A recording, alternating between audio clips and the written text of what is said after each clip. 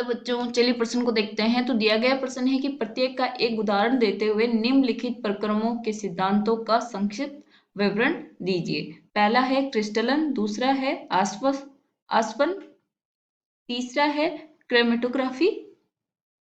तो अब हमें क्या बताना है कि ये जो जितने भी प्रक्रम हैं वो कौन कौन से हैं और इनके एक उदाहरण देते हुए हमें इनके बारे में समझाना है। तो सबसे पहले हम क्या लिखेंगे? मुख्य अवधारणा। मुख्य अवधारणा। तो मुख्य अवधारणा क्या हो जाएगा कि कार्बनिक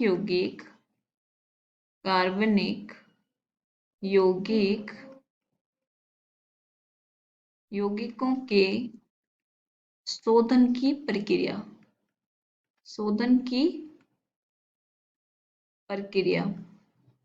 तो जो हमारे ये क्रिस्टलन है और आसवन है, क्रोमेटोग्राफी है, ये हमारे कार्बनिक यौगिकों के शोधन की प्रक्रियाओं में से तीनों हैं।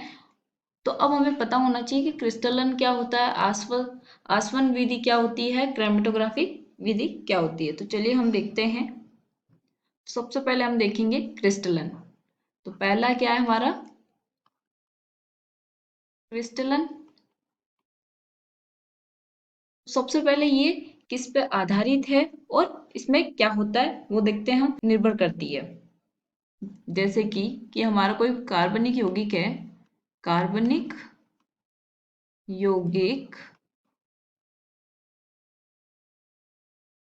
व अशुद्धि की किसी उपयुक्त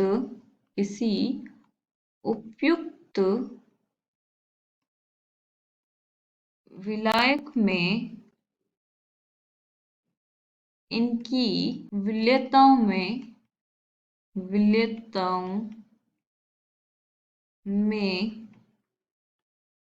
निहित अंतर पर आधारित है। तो अब यहाँ पे क्या है कि हमारे पास कोई भी कार्बनिक यौगिक है अशुद्धि युक्त।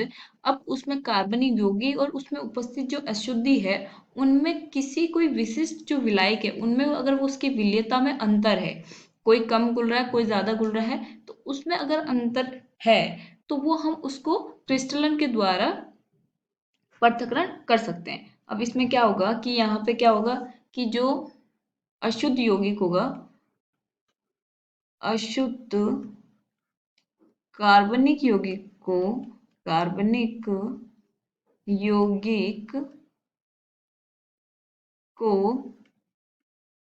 विलायक में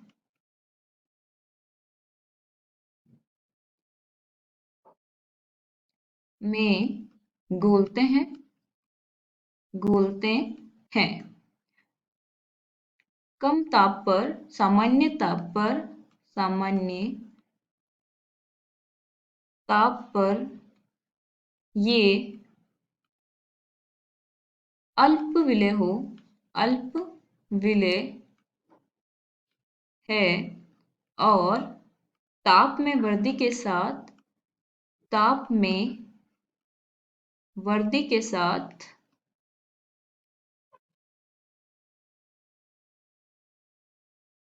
विलेयता भी क्या होगी, बढ़ेगी। विलेयता बढ़ती है। उस विलयन को हम कब तक उसमें मिलाते जाएंगे जब तक वो हमारा विलयन संतृप्त ना हो जाए। विलयन को संतृप्त बनाते हैं तब तक उसमें हम क्या करेंगे, अशुद्ध जो कार्बनिक यौगिक है वो घोलते जाएंगे, असंतृप्त बनाते हैं। अब जैसे ही वो संतृप्त बनाते हैं, तो जैसे ही संतृप्त बना तो उस विलयन को क्या करेंगे, ठंडा करने के लिए छोड़ देंगे। अब उसके बाद विलयन को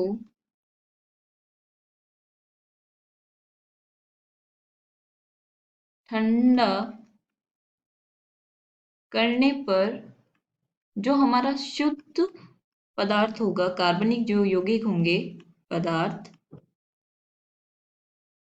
क्रिस्टलीकृत हो जाएंगे, क्रिस्टलीकृत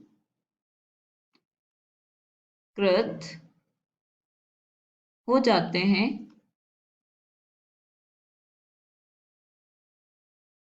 जिसे हम जिसे हम निष्यदन निष्यदन द्वारा पृथक कर लेते हैं। तो ये है हमारी क्रिस्टलन विधि। अब इसका जो एग्जाम्पल है वो क्या है कि जो हमारा नमक होता है, जहाँ से हम समुद्री जो जल होता है, खारा पानी जो भी है, उसमें से हम जब नमक प्राप्त करते हैं तो वो क्या होता है, अशुद्धियों के रूप में उपस्थित होता है। तो नमक का शुद्धिकरण किसके द्वारा किया जाता है, क्रिस्टलन के द्वारा। तो ये तो हो गई हमारा पहला। अब दूसरी क्या थी, आसवन आसवन विधि। दूसरी जो थी हमारी वो है आसवन विधि। तो आसवन विधि जो होती है ये कैसे यौगिकों पे अप्लाई होती है, वो है हमारी, या तो हमारा जो यौगिक है उसमें जो कार्बनिक यौगिक है, वो पहला जो हम लिखेंगे वो है वाष्पशील यौगिक में अवाष्पशील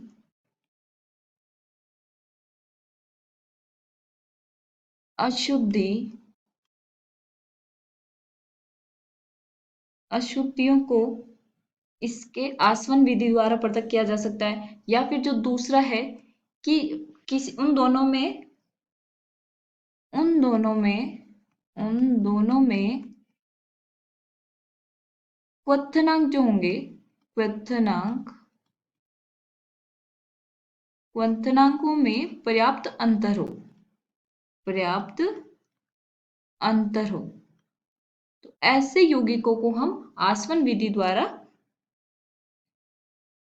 पृथक कर लेते हैं। तो इसको मैं क्या हम क्या करेंगे, पहले हीट करेंगे तो सारे वो क्या होंगे, जैसे अपने क्वथनांक पे क्या करेंगे, गलेंगे, और फिर वापस ठंडा करते जाएंगे। तो उसमें जैसे जैसे ताप आएगा, जैसे कि हमारे पास एग्जांपल है इसमें कि क्लोरोफॉर्म है, क्लोरोफॉर्म, अब उसका जो क्वथनांक है वो 334 केल्विन है। और जो एनिलीन है,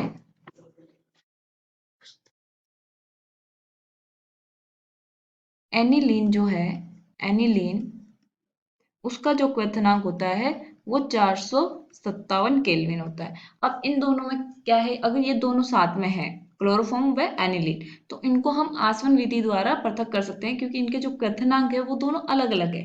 तो इनको आसानी से अलग किया जा सकता है। तो ये हो गई हमारी आसवन। अब तीसरी जो है हमारी वो है क्रोमेटोग्राफी। वो क्या है, क्रोमेटोग्राफी,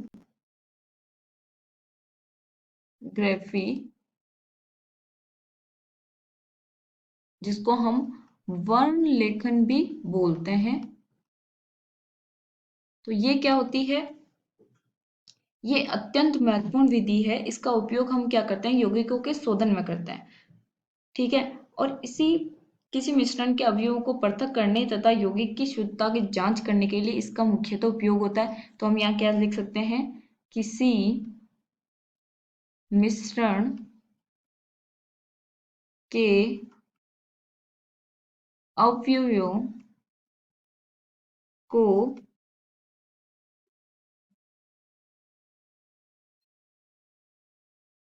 पृथक करने पृथक करने तथा यौगिकों की शुद्धता की जांच, वो हम इसके द्वारा कर सकते हैं। इस तकनीक में क्या होता है, इस तकनीक में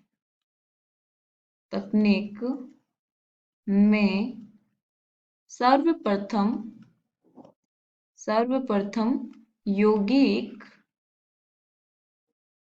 के मिश्रण को स्थिर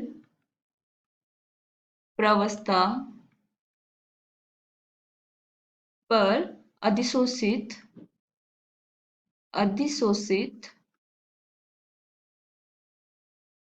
कर दिया जाता है।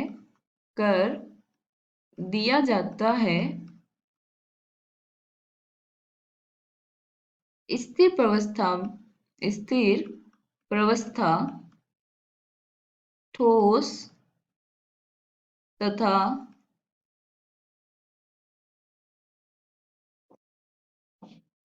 द्रव हो सकती है। अब इसको सबसे पहले हम क्या करते हैं कि जो मिश्रण है उसको स्थिर प्रावस्था में अधिशोषित करते हैं। अब वो द्रव भी हो सकता है या फिर वो ठोस भी हो सकता है। इसके पश्चात स्थिर प्रावस्था में से उपयुक्त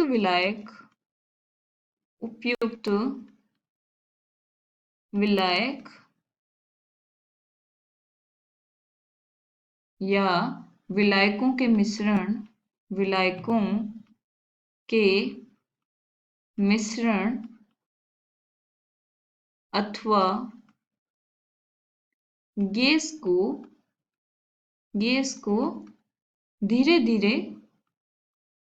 धीरे धीरे प्रवाहित किया जाता है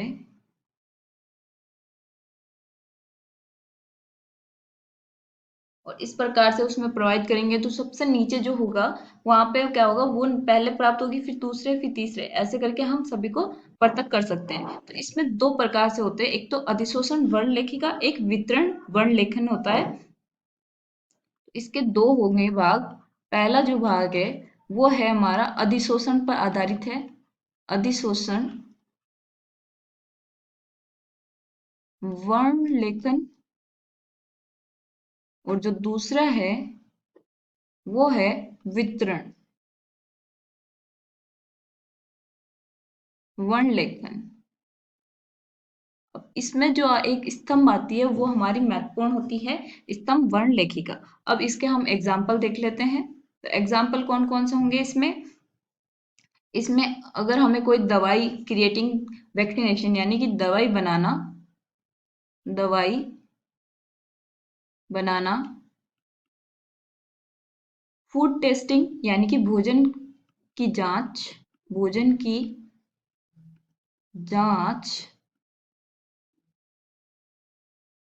ड्रग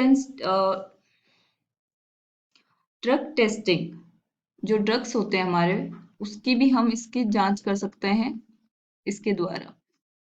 तो ये है हमारे इसके एग्जाम्पल। तो ये हमने तीनों विधियां देख ली कि क्रिस्टलन क्या है, आसवन क्या है और क्रोमेटोग्राफी क्या होती है, और उसके उदाहरण भी देख लिए। आशा करती हूँ आपको समझ में आया होगा। धन्यवाद।